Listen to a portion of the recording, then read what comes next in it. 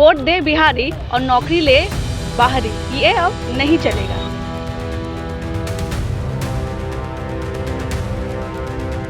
गुजरात में तो फैक्ट्रियां हैं, झारखंड में वो फैक्ट्रियां हैं, यूपी में है, आंध्र प्रदेश में, तमिलनाडु में। बिहार में क्या है?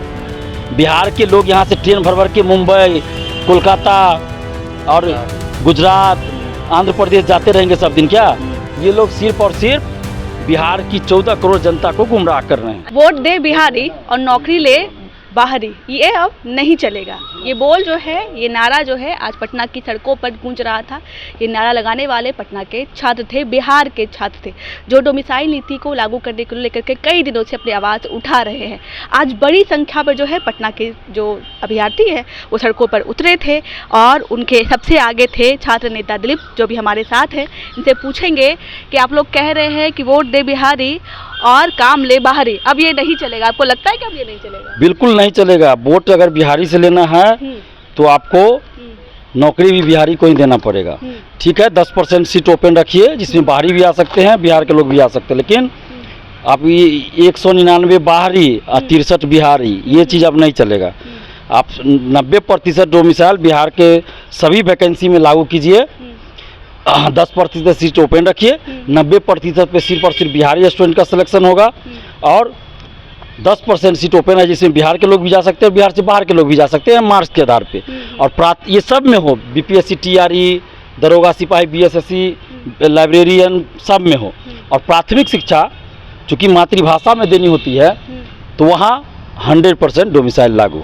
आज लगभग कितनी संख्या में लोग? आज तो हजारों की संख्या में लोग थे और सबसे बड़ी बात थी कि आज महिलाओं की संख्या, बिहार की बेटियों की संख्या बहुत ज़्यादा थी।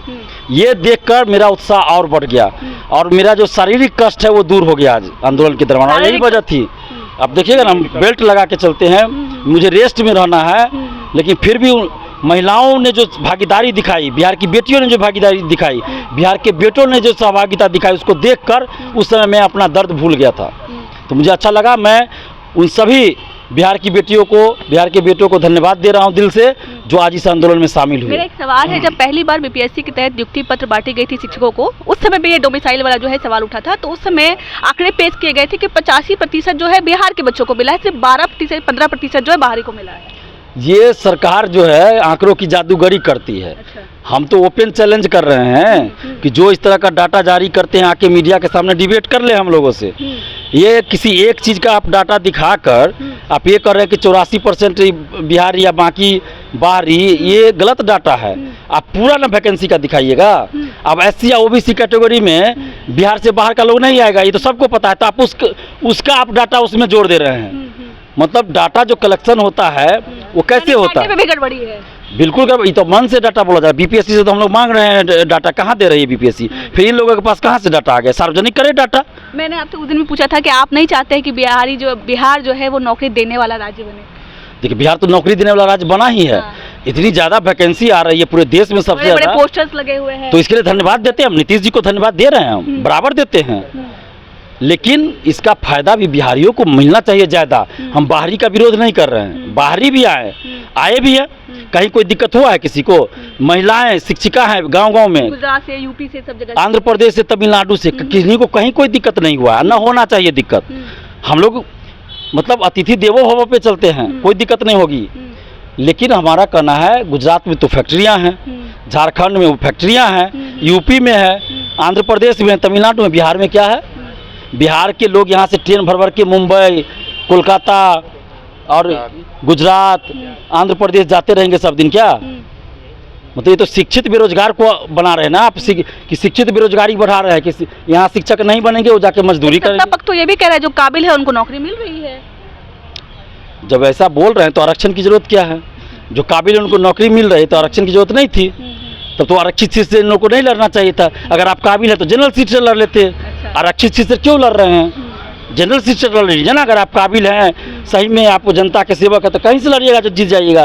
तो आरक्षित सीट से बाप को लड़ा लीजिए, बेटा को लड़ा लीजिए, पोता को लड़ा लीजिए, बहन को, भाई को, दामाद को, बहनों को, सबको लड़ा दीजिए आरक्षित सीट से। कहिए कि हम इसके नेता हैं, हम उसके नेता हैं।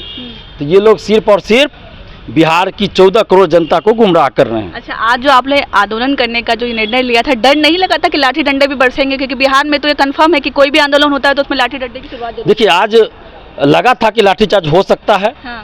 लेकिन आज पटना पुलिस ने और जिला प्रशासन ने जिस तरह से संवेदनशीलता दिखाई उसके लिए हम उनको धन्यवाद देते हैं कि उन्होंने लाठीचार्ज नहीं किया। लेकिन सचिवालय थाना के जो रणविजय या रणवीर कुमार सिंह करके एक है, प्रमोटी दरोगा है शायद, वो चाह रहे थे कि लाठीचार्ज कर दे, चाह रहे थे बिल्कुल, हमें धमकी दे रहे थे कि हम आ गए हैं, अब संभल जाओ, सुधर जाओ। हाँ। मतलब क्या भाई, आप महिलाएं भी थी साथ में, फिर भी धमकी दे रहे थे और कोशिश उनकी थी कि हमको पकड़ के साइड कर ले और मारे पीटे, लेकिन अभ्यर्थी और बिहार की बेटियों ने हमें बचा लिया।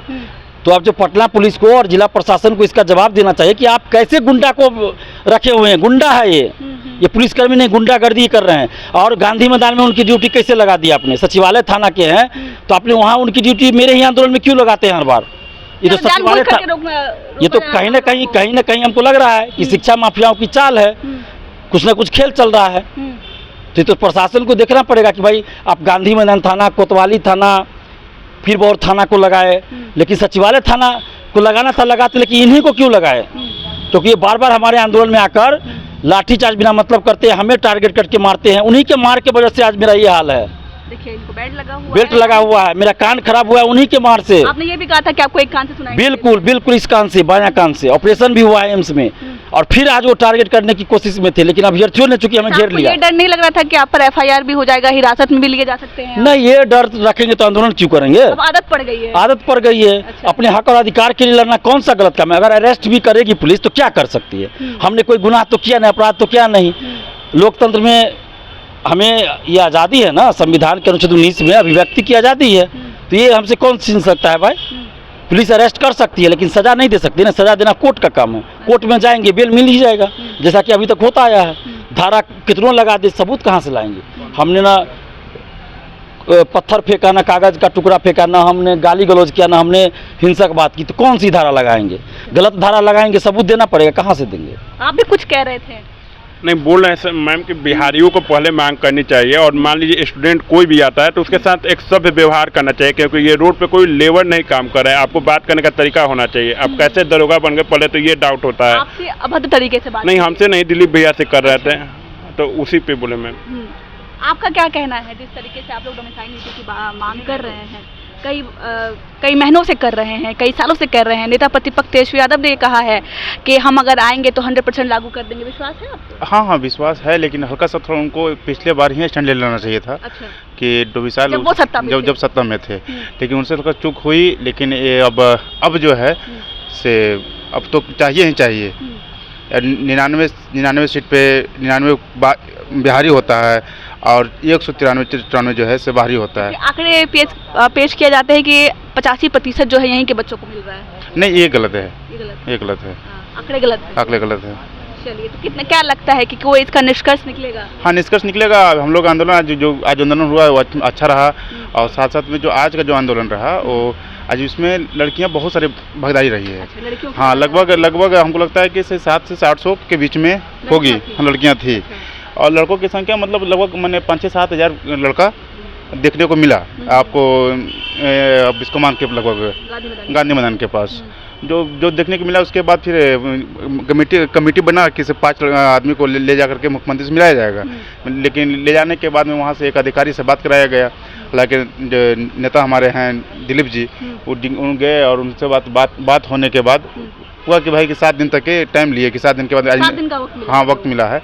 आज नीतीश कुमार जी शाम में उनसे मैंने जो भी लेटर है दे दिया गया है, और उनका अधिकारी जो है सो दे दिया जाएगा नीतीश कुमार को। उसके बाद फिर चलिए, तो हमारे साथ छात्र नेता दिलीप और भी अभ्यर्थी थे जिनसे हमने बात करने की कोशिश की कि डोमिसाइल नीति पर क्या लगता है जो आज आंदोलन हुआ है उसका कुछ निष्कर्ष निकलेगा क्या नहीं। इनके मन में उम्मीदें हैं, लेकिन उम्मीद तो कई महीनों से हैं, कई दिनों से हैं, लेकिन उम्मीद का कोई निष्कर्ष नहीं निकल रहा है। लेकिन मुख्यमंत्री से बात करने की बात की गई है, 7 दिन का मुहलत लिया गया है। बाकी आपको क्या लगता है? अगर आप भी अभ्यर्थी हैं तो कमेंट के जरिए हमें जरूर बताइएगा। तब तक के लिए बहुत बहुत शुक्रिया।